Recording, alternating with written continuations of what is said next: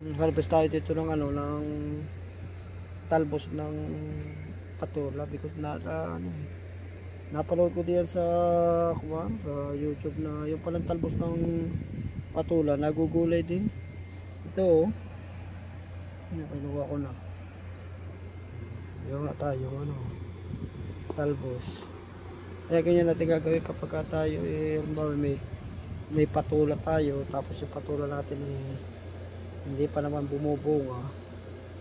Ang gawin natin harvestin natin yung yung mga talbos. Kahit nga itong sitaw, yung sitaw ko yung isa. Wala pa naman siyang bulaklak. Kaya yung talbos niya, hinalbos ko rin. Dito lang tago natin ang ating complete ang gamit natin. Ito may bulaklak dito ng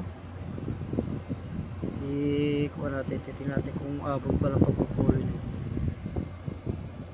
Tulungan natin minsan yung yung halaman, lalo kapag wala masyadong pulo na ito, tayo nagugulit. Yan meron tayo ditong saluyot. Kagato nakikita natin saluyot natin. Talbosan rin natin.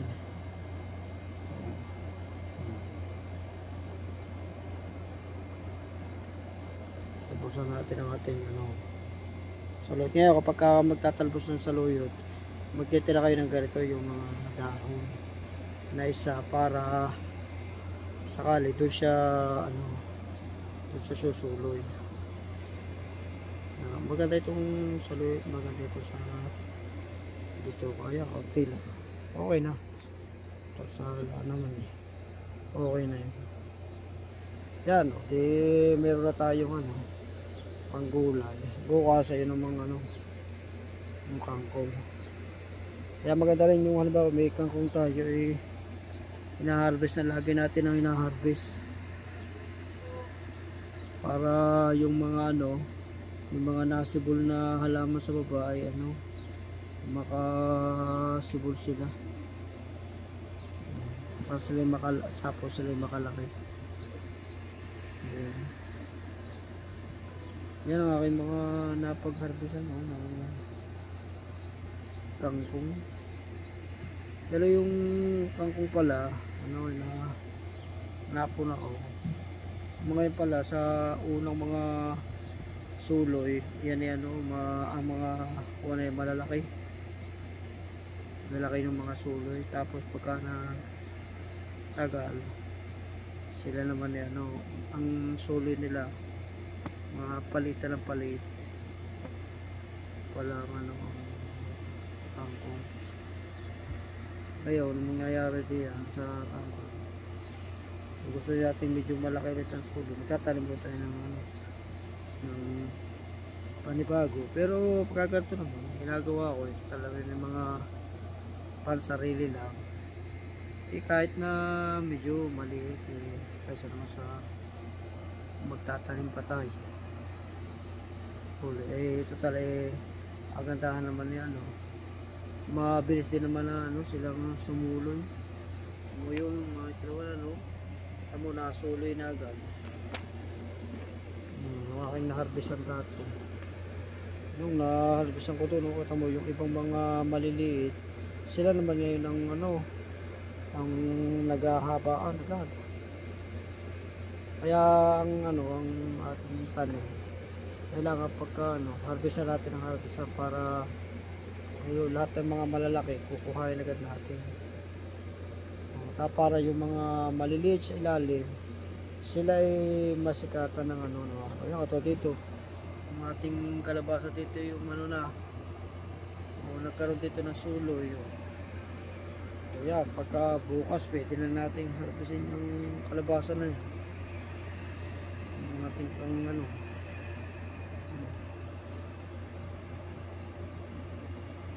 yan ang kaganda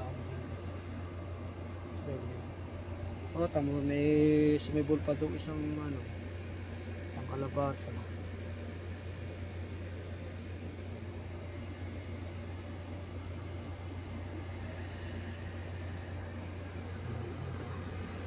ito kailangan bawasan natin ng ano, dahil kasi meron akong malunggay ito sa ano sa ilalim.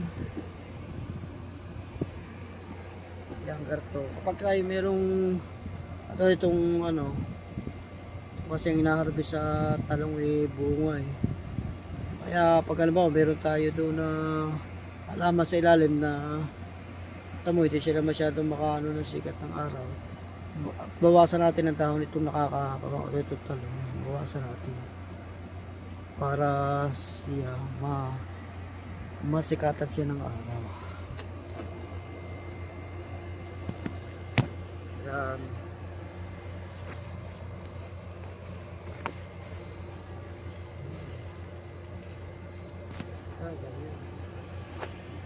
Ito mo yung malunggay natin dito.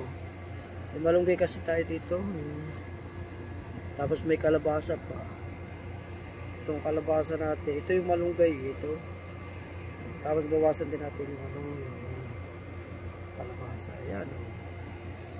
Di makakalaki itong malunggay.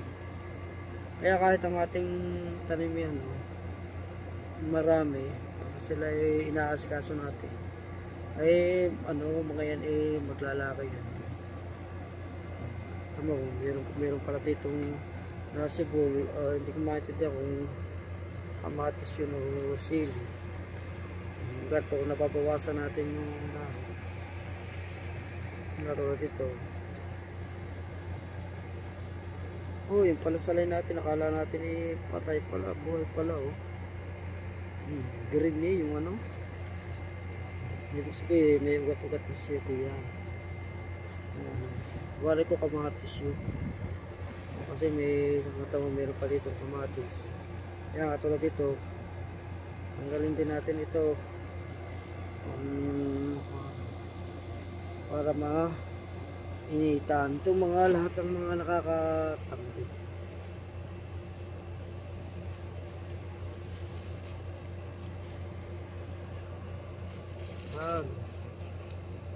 Gusto pa itong isang tao ito na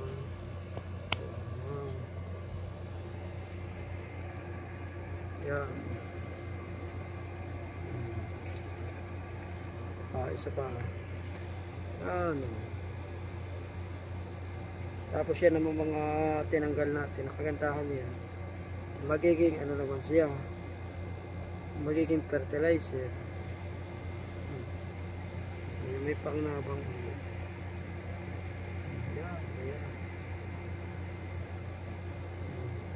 Ito mo may dalaw pala kamatis dyan. Yan, ito meron dito na sa ilalim. Pwede rin itong tanggalin itong dahon ito. Yan.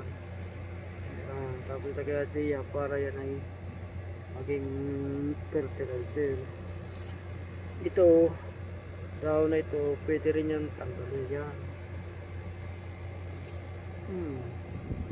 Hindi yung mga nasa ilalim diyan ito pwede rin tanggalin. Yan. Isa.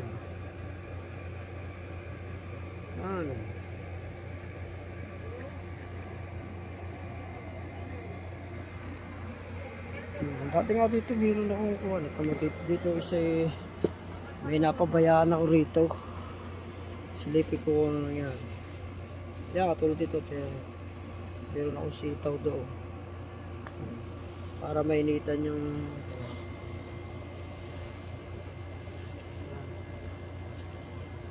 may sitaw yung.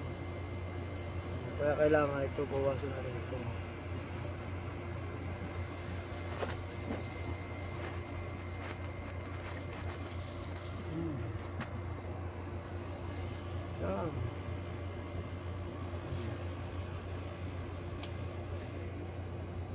Dalawang pala yun. Ayan hindi na guys yun. May malunggay pa nga dati diyan yan ito malunggay ulit ito may malunggay dyan. Ito may malunggay ito hawiin natin para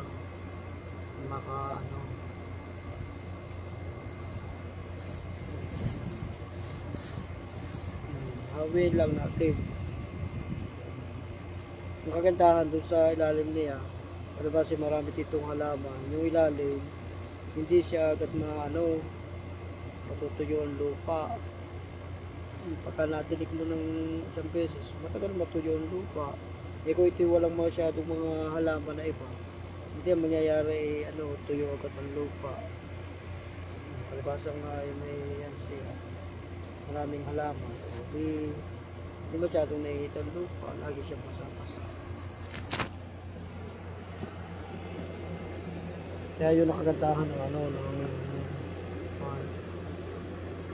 maraming halaman. Bisitahin natin dito, baka dito may mga natubo na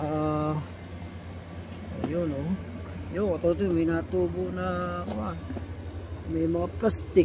Ayasin natin yung mga plastic na yan. Tapos itong dahon ayun natin. Tubo na sila dito, baka may natubo ulit dito.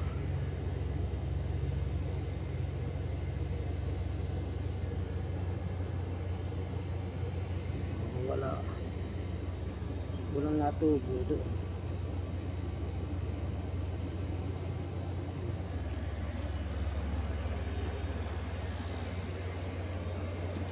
Kaya kailangan lagi check.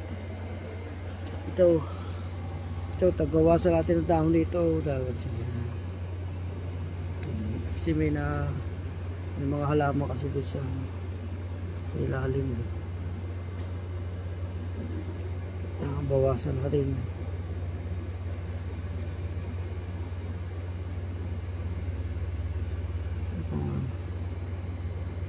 Itong dahon ng kangkong, bawasan natin. Yan. Hindi na dito. Yan, ito. Bawasan din natin ito.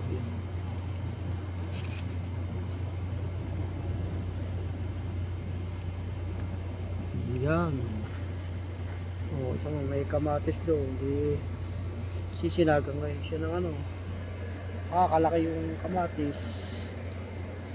Dito. Yan, meron pang natubo doon na panibagong kamatis, kaya ito makakatambil ito, kaya putulin natin ito. Yan. Ito naman wala rin sayang dahil kasi magiging fertilizer naman siya para siya na yan.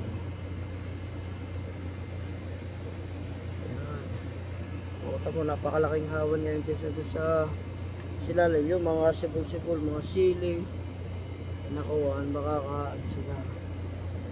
Ito, tanggalin na natin.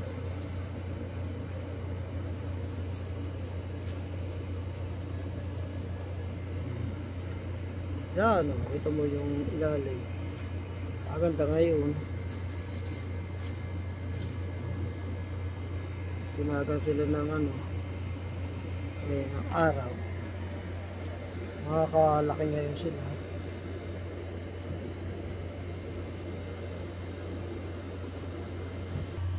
Dito naman bisitahin natin itong kuhan.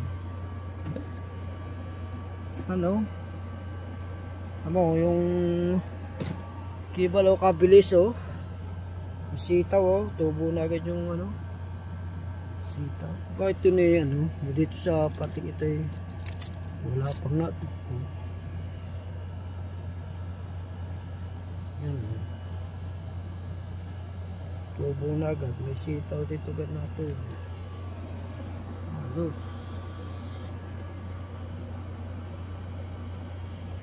dito sa gawang ito, tingnan nyo sa ilalim, baka may natubo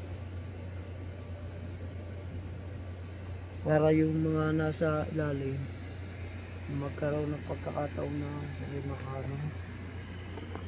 makalaki. Yan, katulad ito, mayroon palang kamatis doon, Bawasin natin ito.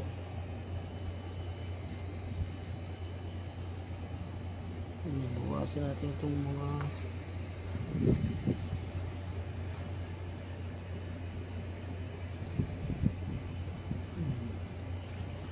bawasin natin yan. Maganda sila yung mga initan. Silipin natin dito, baka may natubo pa rito na kawa.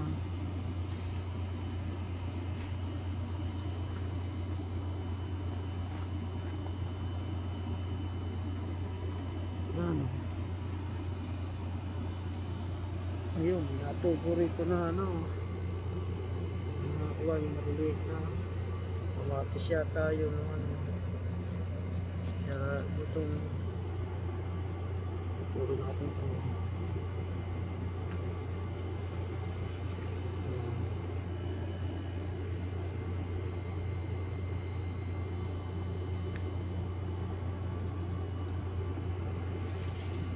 Yan.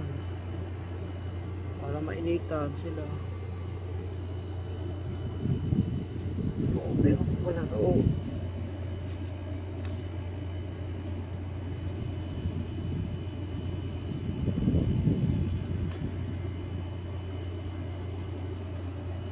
Yan.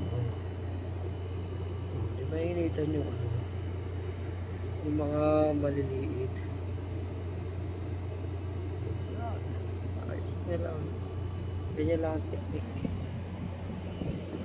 Dito, huwag natin ang maliliit dito. Kung nainitan ng ayos.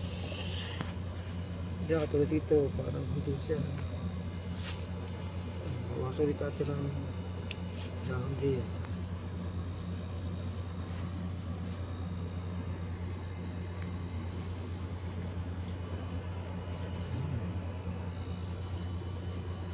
Pagkapangin natin sila diyan. Yan para yung ano, yung maka yan kasi dito may mga sipol dito na mga kamatis para makalaki na sila. Yung mga kamatis yun para pagkapangin na dito para makarecover na yung ulit ito. Titira diyan.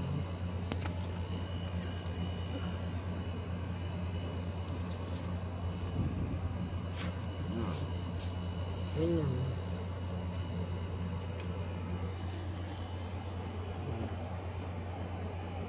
Tapos dito naman ito may kamatis dito eh. Magawasan natin yung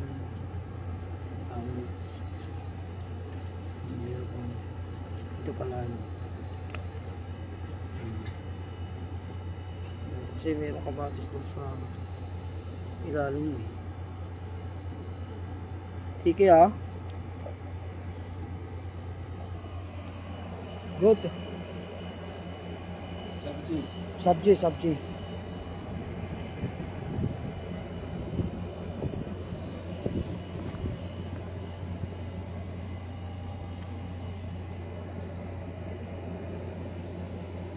Yan, bawasan natin. Ngayon minsan sisilipin natin sa mga ilalim baka may nasuloy na mga ano dyan. Okay, ano bang halaman? Kamatis, kaya di mabawasan natin yung mga ano, dahon na mga nakakatambil. Katulad dito, may malunggay tayo rito. Natatakloban ng itong malunggay natin, natatakloban itong dahon. Tanggalin natin yung ano, nakakataklob. Hindi naman masasayang yung kuha. Dahil kasi siya naman magiging fertilizer. Tulad ito, may kalabasa tayo doon sa ilalim. Tagal natin lahat yung mga nakakaano sa kanya. Sa kalabasa yan, para mainitan siya. Yan o. Nakaalsa na yung kanyang dahon. Ayos, mainitan na. Okay na yan. May mga ilang diya, baka may mga ito, bawasan pa natin ito. mayroon palang kamatis doon. Kasi lalaki yung yan.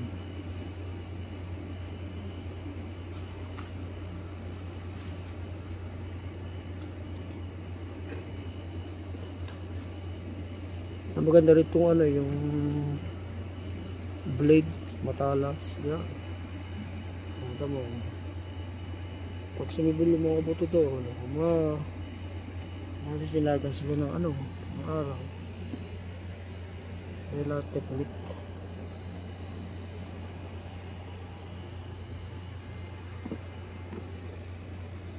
So ito, may malunggay doon. Buwasan natin ang konting taong dito para silagan siya. Yan.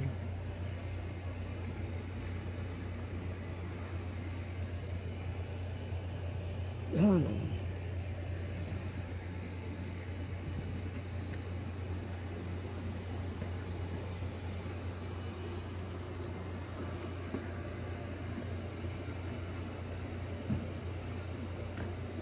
Asa? Tago muna natin ulit ang ating ano, blade. Ayos. Dito ba? May mga sumuli na ganito. Ayun o. May sumuli na. Bawasan natin ang ano. Dito may sumuli na ano, kamatis. Kaya itong makakatanggal itong makakasagay itong ano, yung tanggalin natin. Ito may plastic. Itong mga kasanggan. Ang kagandahan ito, may fertilizer pa yung mga natatanggal nating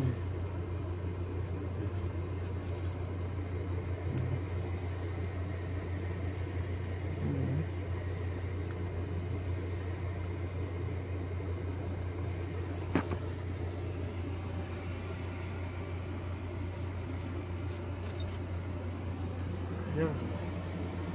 Ayos. Okay na.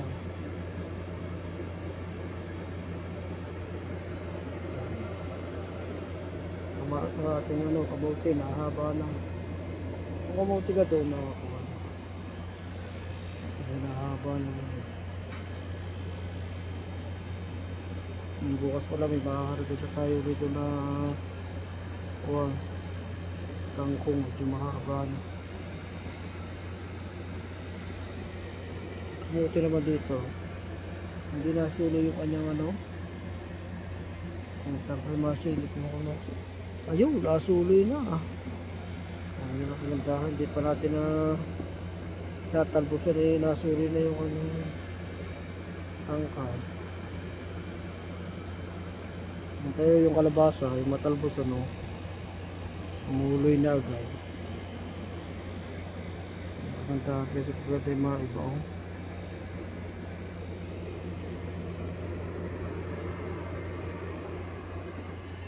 Tago na ulit natin ang ating ano, ating blade oh. Ayos.